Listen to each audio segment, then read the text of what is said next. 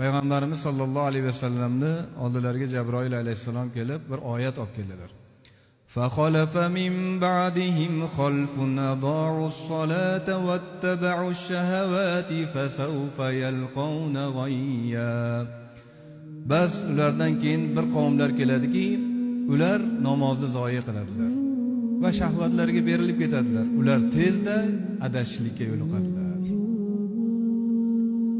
Mana shu oyatni olib chiqqanlarida Payg'ambarimiz sollallohu alayhi vasallam: "Ey do'stim Jabroil, hali meni ummatimdan namozni zoya qiladiganlar ham chiqadimi? Shundoq ne'matni ya" degan ekanlar.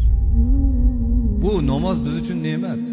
Namozga erinib o'qimaslik, qanday qilib xushu bilan o'qish mumkin desa, biz namozni ko'pincha namozdan xalos bo'lish uchun, shu o'qib bersam 5 vaqt qutulaman, ertaga qiyomatda hisobdan qutulaman degan ma'noda o'qiymiz-da. Aslida namozga kirayotganda Allohga yaqin bo'lish uchun kirsangizgina ana namozda rohat topasiz, farog'at topasiz. Namozni maza qilib o'qiysiz.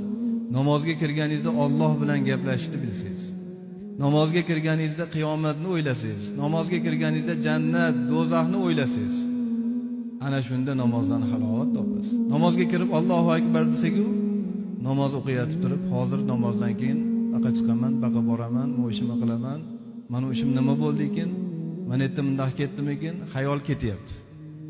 Mana shu xayollardan qutulish uchun boshqa xayolni olib kelish kerak. Oxiratni o'ylaydigan bo'lsak, ertaga Rasululloh alayhisalomning oldilariga "Ya Rasululloh, shafaat deb borishga qanday yuzim bo'lar ekan? Fikrlaringizni o'zgartiring." Shunda inshaalloh namozda rohat, farog'at topasiz. Namozda xushu bo'ladi inshaalloh.